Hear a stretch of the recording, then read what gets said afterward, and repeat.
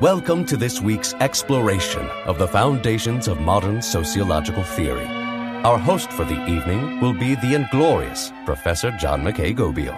Without further ado, let us begin our journey.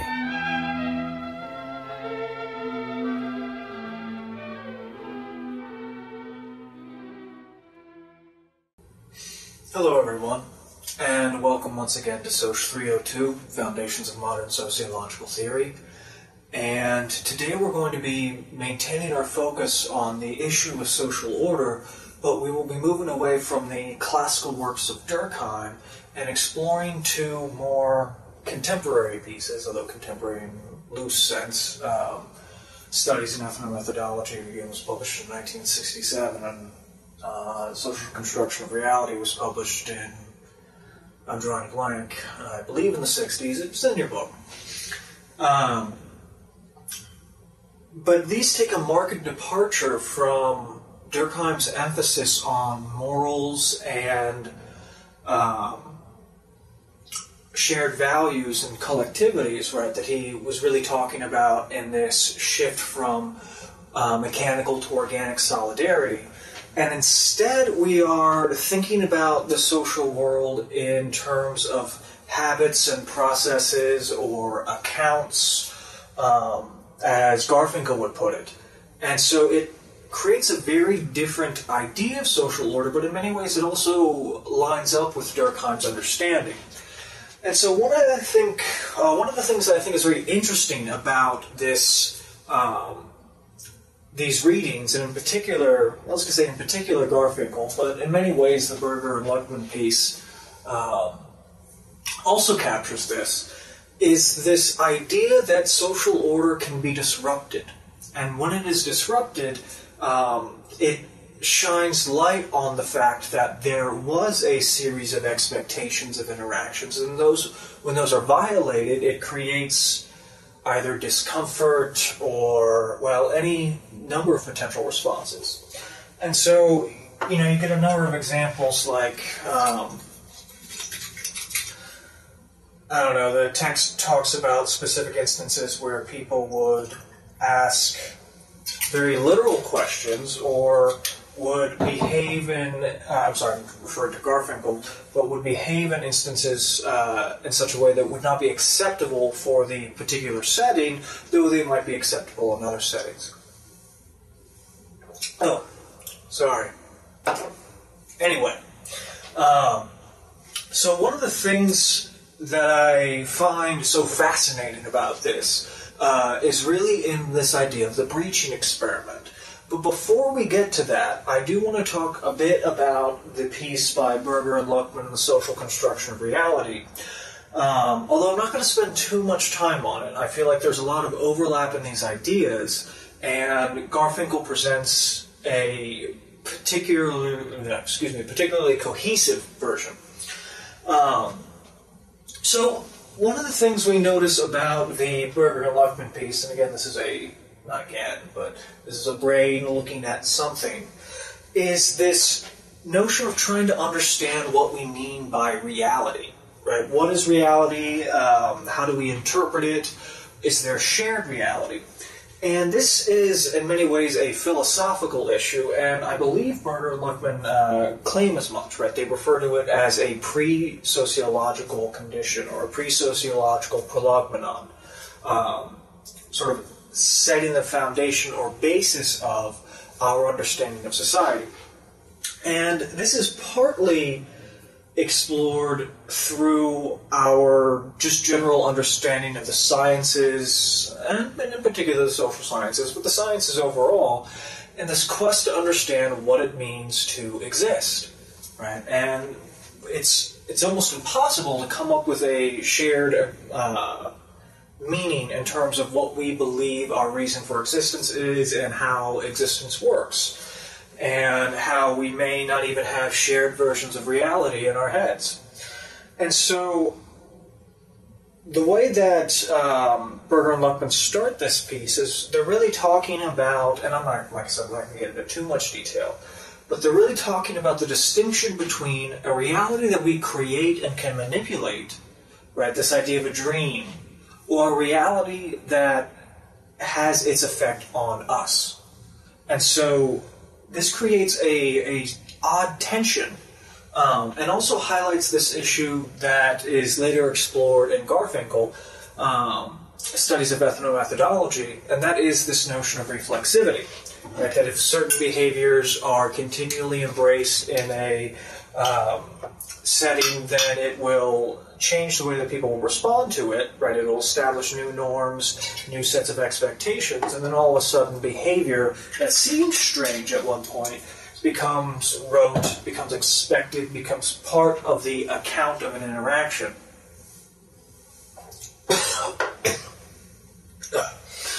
So, this piece starts off by talking about, again, this distinction between dreams and physical reality, right? This idea that there's an empirical reality that is independent of our existence, and our interpretation of it is an accurate one, right? And that's where we already run into very significant problems, because one of the aspects of the social being that is human, that is just difficult to grasp, or not difficult, it's impossible to grasp, is how others perceive and experience the world, right? We could have a shared experience, and we may say that, for example, trying to think of a good example. So this is a brown bookcase, right? And so I look at this and I say that that color is brown. You may look at it and say that that color is brown, but we have no way of actually correctly inferring as to whether or not your interpretation of brown and my interpretation of brown are the same thing, right? You may see a color that I might identify as blue. I mean, not really. We would be able to pick up on that through some of our studies in colorblindness. But the point remains that our interpretation of these things is always internal, right? And so this is where Berger and Luckman bring up, or maybe it's Berger, I don't know, bring up the issue, or bring up Kant, referring to the fact that Immanuel Kant said that the most fascinating area to explore, or the focus, is on the internal, right? And here they're saying that really sociology is looking at the external, right? The internal is important, but it is how we come to these intersubjective meanings that we begin to see the development of social order and the creation of institutions.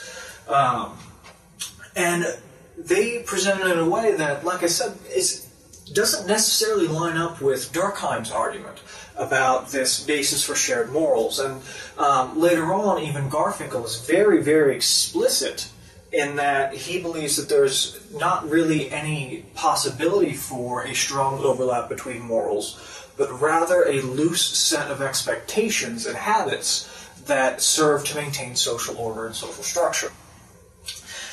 Now, for the social construction of reality, we see lots of sort of mental experiments, right, in the sense that they are trying to understand two individuals who come into contact with one another and how they can eventually discern what they believe to be the meaning of the other's actions, primarily and principally through their repetition. And this seems to me to be a fairly straightforward idea, even though it would be difficult to test this empirically unless you strand two people on a desert island that don't speak the same language, and that just seems fairly cruel, but, you know, it's probably not a good idea to do that. And so, here, like I said, so this seems to me, at least, to be fairly self-evident in their explanation. And while they do spend some time talking about it, it really boils down to the fact that eventually, as humans interact, right, because as we might have been talking about earlier, a human in isolation is not an I, right? It's not an individual. It is not a self, right? Because the self exists as a response to other individuals that we identify as having their own concept of self. And so in order for us to be able to understand these things, it is first important to note that society is built up from this, again, this convergence through individuals and how they emerge into a social structure. And this piece on the social construction of reality really tries to walk us through that in a very hypothetical sense. And so we are getting this idea that eventually individuals will come to some sort of intersubjective agreement, even though there is still going to be that layer, that impenetrable notion of the internal self that the sociologist can't see, that no one can see except for the individual. But that their interactions are always going to be couched within its historical development. Right, and here we'll see parallels in Marx's idea of the dialectic, which I do believe they mention dialectical reasoning in this section. And just to give you some idea of what they mean when they refer to the dialectic, they're referring to how opposing forces produce new processes, right? And so, very, very base explanation of the dialectic, first introduced by Hegel, a person who Marx admired greatly, is this idea of thesis. Right, you have an idea, a thesis, and then you have an idea that runs counter to the thesis, so it's antithesis. And when they come into contact with one another, they have to resolve themselves in some way. Now, it could be that the thesis entirely subsumes the antithesis, and so the thesis remains. But the thing about it, that both Berger and Luckmann and Marx and Hegel and any other individual who works in the dialectical method, is that the synthesis that emerges, even if it may on the surface appear to be only one of those two aspects, that synthesis is changed by the mere fact that it came into conflict with its antithesis. And so, thinking about historical processes and historical developments this way, we come to this idea that individuals, again, as they continually create intersubjective meaning, right, they come to agree upon what we mean about reality, there is always going to be a constant growth and change. Because one of the facts of humans is that we reproduce ourselves. We don't reproduce ourselves, but we reproduce new generations. And so generations after generations are consistently born into an existing set of social structure, an existing set of tensions, of dialectical tensions, an existing set of expectations that for the people who created it, they are aware of their creation. Right, and so, we can go back to this sort of analogy or parable or whatever you want to call it of this deserted island with two individuals on it, and how if they were to reproduce, the children that are born into whatever structure they create between the two of them will think of that structure as self-evident. Right, they will think of that interpretation of reality as the way it is supposed to be, and not something that was created in the previous generation, or in the previous generation before that, or the generation before that, or the generation before that. And so here we begin to see how they describe the emergence of institutions, right? And they're very clear on a point that I think is significant to stress, and that is institutions do not necessarily have to be internally coherent or internally consistent. In fact, it's usually the case that they're not. And this could be any type of institution, whether it's structural, whether it's an institution like marriage, an institution like religion, whatever you want to think about. Although each institution has its set of beliefs and expectations and values, they don't necessarily or often hang together in a way that is internally cohesive. Rather, if you consider it in isolation, right, it appears cohesive, but once you begin to bring in the existence of other institutions, the existence of pre-existing history, then it seems to be that many of these institutions are no longer internally consistent on the basis of comparison. And so, because of this, right, because of this issue of, I guess you'd call it, I'm trying to think of a good word to use. So because of this lack of internal consistency, right, this lack of coherency in many ways, the way that we question institutions becomes problematic. And so Berger and Luckman here outline how they imagine the emergence of institutions to occur. And one of the ways in which they do so,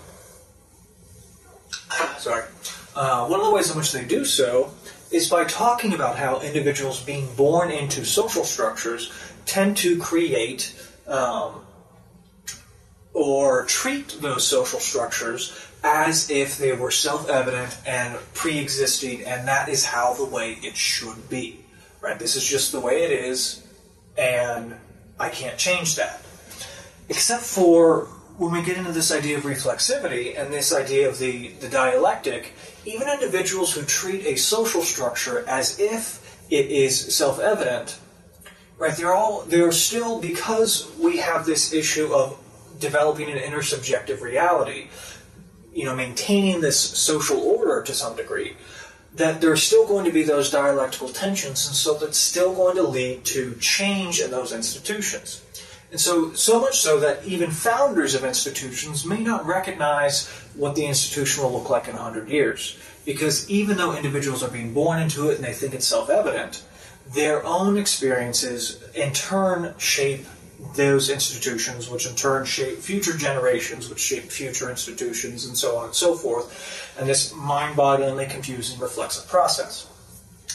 And if we go back to the fact that we have this notion, and there's I guess you'd call it a mental exercise or mental experiment, and refers to the idea of a brain in a jar, and whether or not they actually experience anything. Right, and so we know that most of our experiences, our sight, sound, our interpretation of our experiences is centralized in the brain and the brainstem and through the spinal cord, right, our nervous system. If you were to place a nervous system and brain in a jar and connect it to a bunch of pieces that allow it to experience sensations, is it going to believe that it is existing in a reality, right? And there's no good answer to that. And in many ways, this section reflects that. But the thing to keep in mind is that, again, while we can think about it as a continuum, right? So the brain creates realities, while at the same time it engages in realities. And so, again, we have this sort of dialectical and reflexive tension between both the individual and society that becomes a very central component to understanding social order from both the perspective of Berger and Luckman and Harold Garfinkel. Now, there is an interesting quote that I think is important that captures a significant aspect of this point, where Berger and Luckman state, "I apprehend the reality of everyday life as an ordered reality. Its phenomena are prearranged in patterns that seem to be independent of my apprehension of them, and that impose themselves upon the latter. The reality of everyday life appears already objectified," meaning that it's a series of objects in which we interact with. They describe it. The reality of everyday life appears already objectified, that is constituted by an order of objects that has been designated as objects before my appearance on the scene. Right, so if we were to take into consideration the room I'm in, I believe that when I leave this room, all of these objects maintain themselves, but they continue to exist. And so because they exist prior to my coming into contact with them, I automatically objectify them. I see them as objects because they're independent of me. So the language used in everyday life continuously provides me with the necessary objectifications and posits the order within which these make sense and within which everyday life has meaning for me. I live in a place that is geographically designated. I employ tools, from can openers to sports cars. not sure sociologists ever employ sports cars, but whatever. Which are designated in the technical vocabulary of my society. I live within a web of human relationships, from my chess club to the United States of America, which are also ordered by a means of vocabulary. In this manner, language marks the coordinates of my life and society and fills that life with meaningful objects. And so again, what they're really trying to get at is this development of intersubjective meaning and this tension that arises in this reflexive relationship between what we think of as sort of matter of fact or just the way it is and how the empirical world actually works and how other individuals perceive it. I'm trying to think if there was another quote that I wanted to share with you. Nope, never mind. And so we can see the connection between Berger and Luckman and Harold Garfinkel, right? When Berger and Luckman started talking about this idea of habit, right? Habitualization. And so habit becomes this, when we think about habit, right? What do we mean by a habit? And in some ways, we generally think about it colloquially, or just, when we use the word habit, it's just something that we tend to do on a regular basis. Sorry. Just something that we tend to do on a regular basis. And so what we mean here by habit is not only is it something that we tend to do on a regular basis, but it becomes a psychological process that allows us to engage in action without giving it too much substantial thought, right? Without being distracted by all the ins and outs of its mechanics, right? When we think about driving a car, there are a series of habitual actions, right? When we type on a keyboard, there's a series of habitual actions that we are familiar with and allow us to engage with them, right? So just try to imagine if you needed to type up a paper, and every time you approached a keyboard, it was shaped differently, the letters were reoriented, and it may not even have all the letters or all the proper denotations of your language.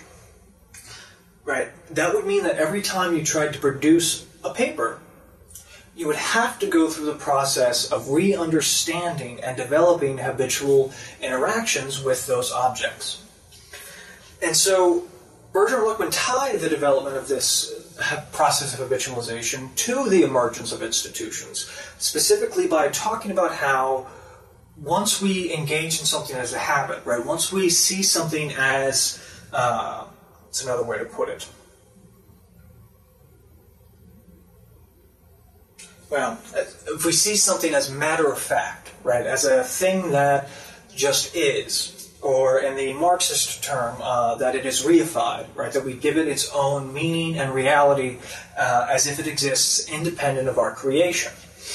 When in fact it doesn't, but that doesn't change the fact that we treat it as such. And so for, again, this development of institutions, we see that individuals are all, in many ways, regularly engaging in habitual behavior that proceeds through to a development of expectations of behavior, right? And so maybe you're walking down the street and you bump into someone, you say you're sorry. That's a habitual response. Let's say you are, I'm trying to think.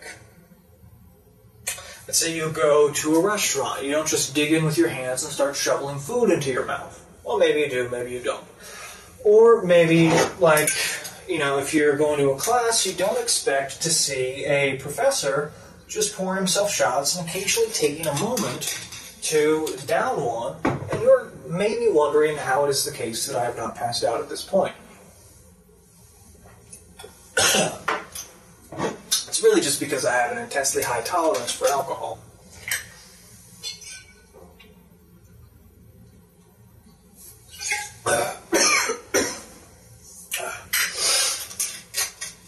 I jest. This is water, obviously. I wouldn't drink while I was trying to teach you guys.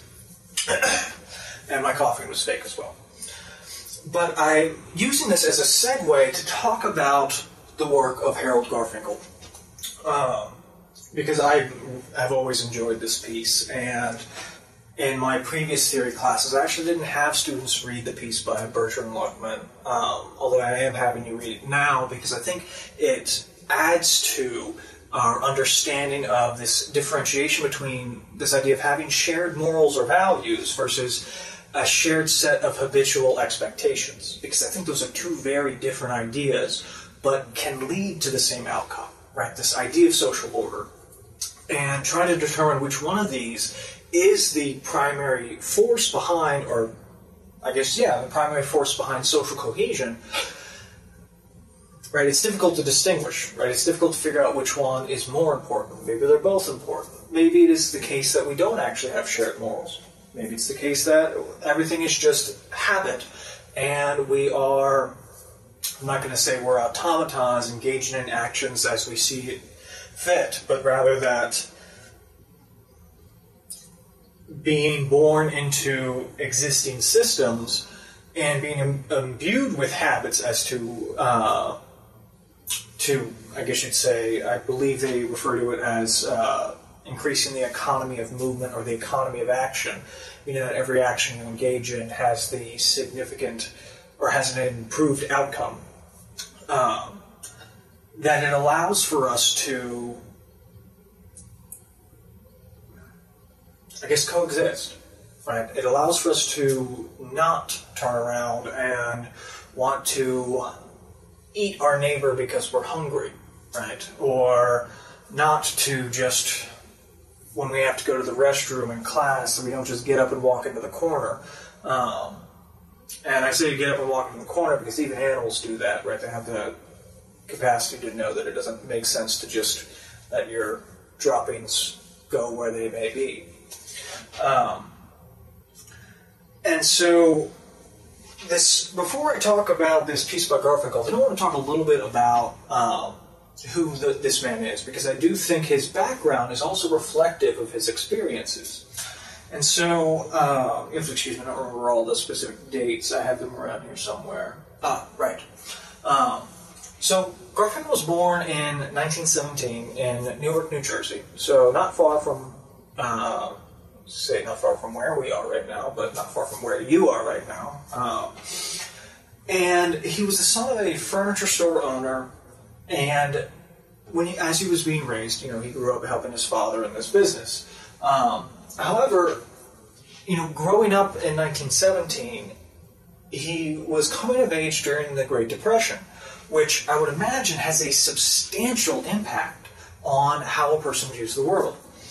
And of course, his father, or his parents, wanting to make sure that their son was able to take care of himself, said that he should go and find some job that is indispensable, right? That's something that is always going to be necessary in our society. And you may be thinking, well, then why is it the case that he became a sociologist? Because that doesn't strike me as something that's indispensable. And unfortunately, never mind. So what happened is, he went to college and started by studying business and accounting. And as you read through this, you can get a picture of, or you can see how his prior experiences in accounting reflect upon his methodology and interpretation of the social world. Right? Because he refers to events as accounts, right? A series of loose expectations of interactions, right? It may not be that we have a shared meaning or a shared system of morals, but we do have that shared set of expectations. Now, having this background,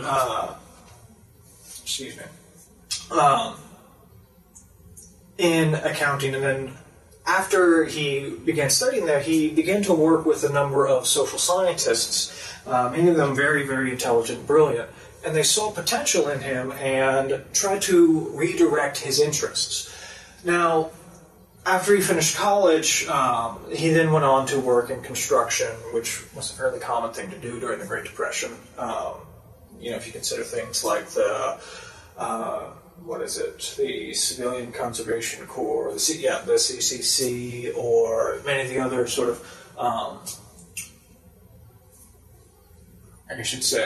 required jobs that were implemented by the U.S. government to sort of pull us out of the Great Depression.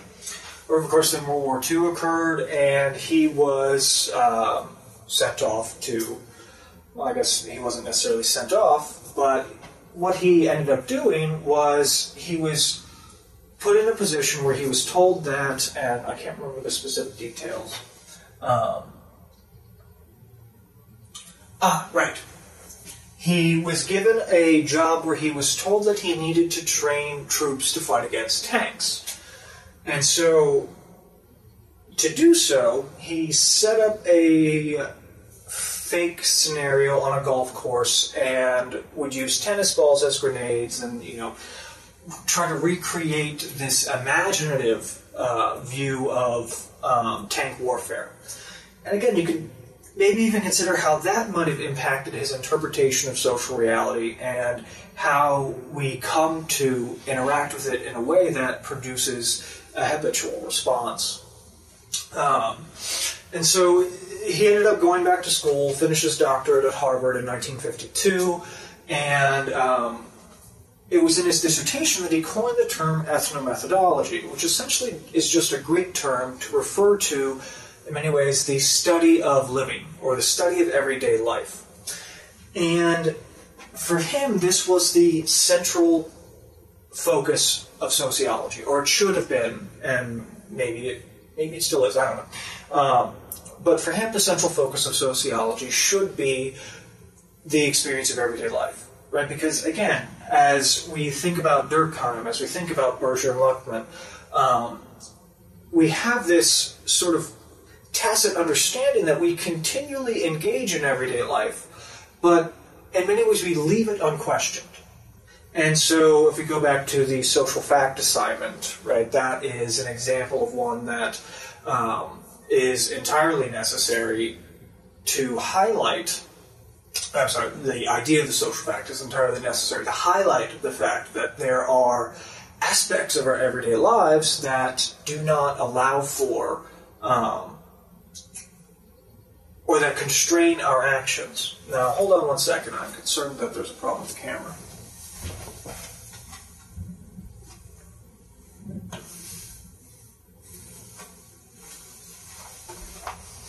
No, I think we're good. I think it's still recording. Hopefully, otherwise I'm just talking to myself in a room by myself. Huh, that's depressing. Anyway.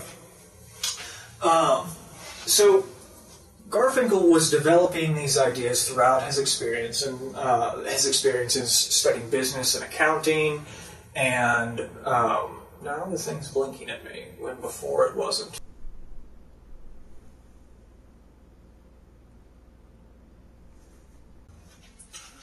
So we can see how his development in his life led to this potential understanding of social life in this language of accounts and sets of, I guess, how would we put it? What would be...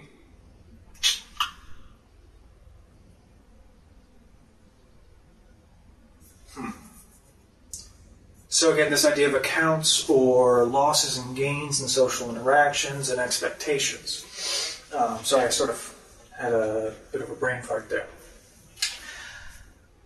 And so here, to continue talking about Garfinkel, I realize parts of the reading is very dense, but he's really just trying to emphasize the significance of this sort of tacit understanding that exists between interacting individuals in any social structure. And so one example that he gave in this was an assignment that he gave to his students where he would have individuals have a conversation and then have the students write down what was said and what was implied by it. And so you can read through that example. I think it's very not only fairly simple, but fairly illuminating in how, when we interact with one another, again, we have these sets of expectations where we are able to communicate with small phrases and communicate volumes. Now, he then went on to approach the social world to try to understand social order. He argued that it was necessary to find ways to disrupt it.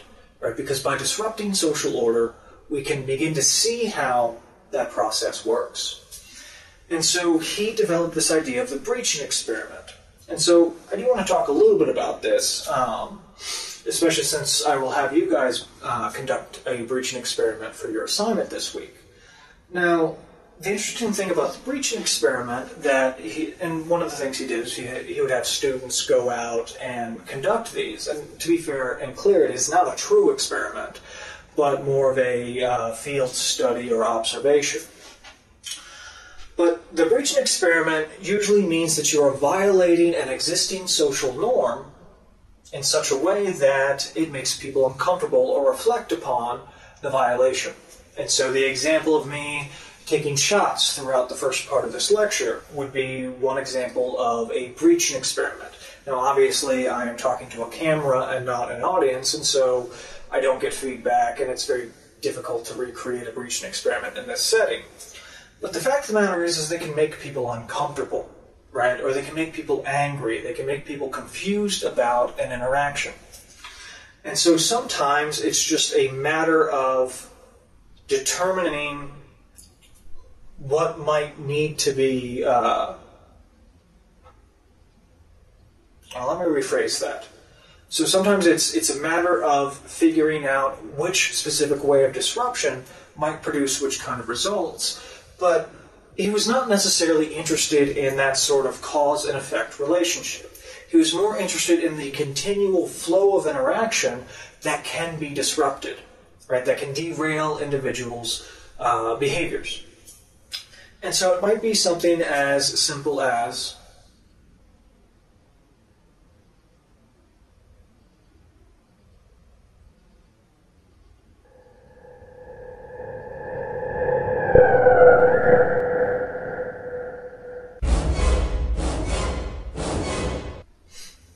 sorry, got a little distracted there. And again, if I was in front of an audience, you guys might have become uncomfortable by the fact that I was just sitting there staring, standing there staring. But it could be something as simple as taking every single word or asking something of someone and responding in a very literal fashion. And so one of the examples that he talks about, and I drew up a little fancy thing, is that here we have an individual saying, "What did you do today?" And I start by writing, "Well, I woke up at 7:13, which was 2 minutes before my alarm clock went off. And so, I laid in bed for those 2 minutes thinking about whether or not I really wanted to get up at 7:15 or, because I was up till, you guys may have seen, I was grading assignments until 2 or 3 a.m., and here I am trying to get up out of bed, and I don't really know, but, then I decided I was going to get out of bed because my alarm started going off, and I knew that it was going to keep going off and getting louder, and I didn't really want to have to deal with that. So I got out of bed, and, I realized that I probably had to go to the bathroom, so I went into the bathroom and evacuated my, system, and then proceeded to go try to find a cup of coffee, because usually, because my wife gets up before I do, and she usually makes coffee for the both of us. She's very sweet like that. Again, right now I am imagining your eyes are glazing over, but I can go on and on about how I spent my day in very minute detail. But if you ask someone, "What did you do today?" you cannot expect that kind of response. But if someone treats you in a literal fashion, you may get agitated, you may get annoyed, you may be confused, because you don't understand what is exactly happening, right? That set of expectations, that set of habitual behaviors is violated, it's disrupted. And so I did take the opportunity to record an instance of a breaching experiment that I conducted here in my home. And so I'll let you guys watch that real quick.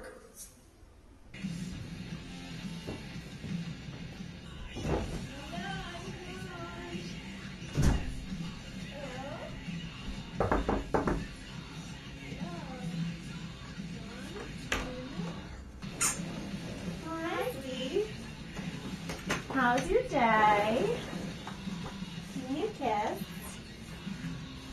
Okay. What's wrong? everything okay? Are you mad? What did I do? Because I didn't make coffee for you before I left this morning. I'm sorry. I was just in a hurry, but please don't be mad. Oh my God. Alright, fine, whatever. Be like that. You can fix your own dinner tonight.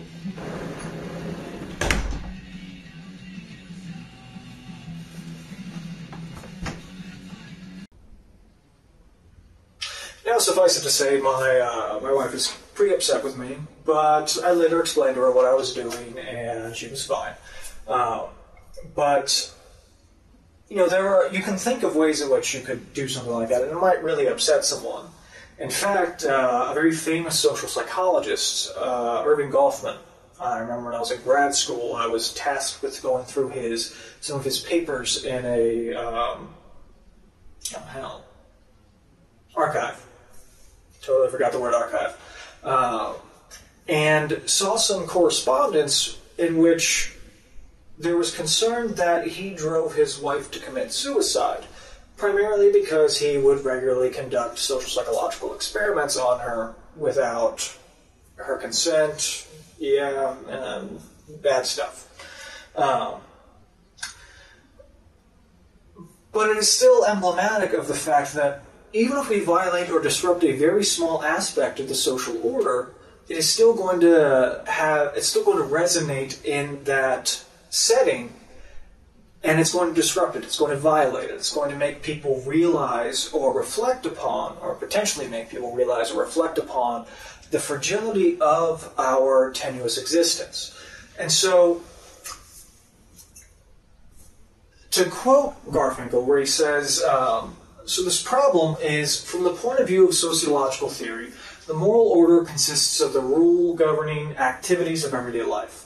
A society's members encounter and know the moral order as the perceivable and normal course of action. Familiar scenes of everyday affairs, a world of daily life known in common with others, and the thing that others taken for granted.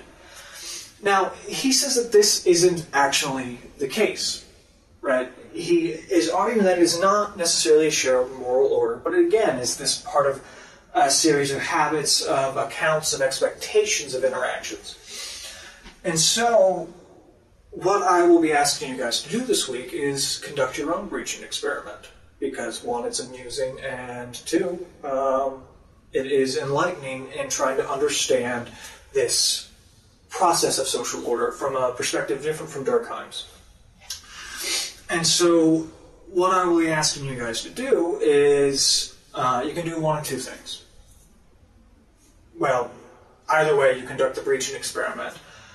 But try to make sure you don't break the law. I don't want to get in trouble. I don't want to bail you out of jail. And those of you who are taking my online social psychology class, you will realize that these two things line up in both of these courses.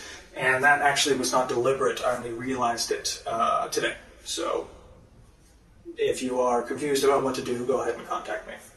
Now, anyway, what I will be asking you guys to do is conduct this breaching experiment. And you can turn in your assignment one of two ways. With the expectation that we are intending on sharing this with the rest of the class. So I want you to understand that we're intending on doing this. So, again, try not to, if you are concerned about other individuals finding out about something or whatever, don't talk about that in your write-up. But after conducting the breaching experiment, I would like you to either write up your observations of the experience. So if you did it conducted your experiment in a public place. I believe over the summer I had a student actually conduct what I believe was a very, very interesting breaching experiment where they went around a grocery store, filled up the shopping cart, walked up to the register, pushed the cart up, picked up one item out of it, put it on the counter, or put it on the counter, and said, "I just want this." And the clerk was clearly befuddled and didn't understand why an individual would spend so much time putting items in a cart only to come up to purchase a single piece of fruit. And the student also went on to tell me that they had a friend with them, and they did not explain to this friend that they were doing this experiment.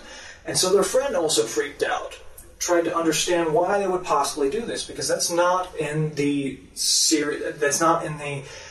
expected frame of action when you're at a grocery store, right? When you have this setting and a series of expectations.